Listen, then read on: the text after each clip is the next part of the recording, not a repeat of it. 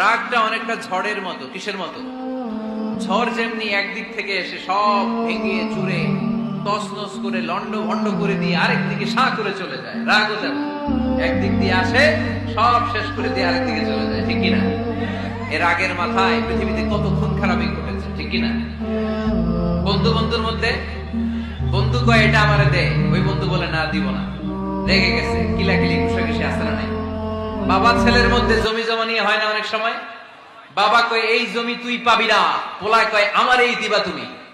বাপে কয় না দিমু না, পোলায় কয় দিবা। বাপে কয় তোরে তেজ্য পুত্র করে দিলাম, পোলায় কয় তোমার মাথায় আমি কোপ মাইরা দিলাম। আছে না? লেগে গেল, মারাত্মক ঝগড়া। হাজবেন্ড ওয়াইফের মধ্যে এগুলো আর হয় না, তাই না?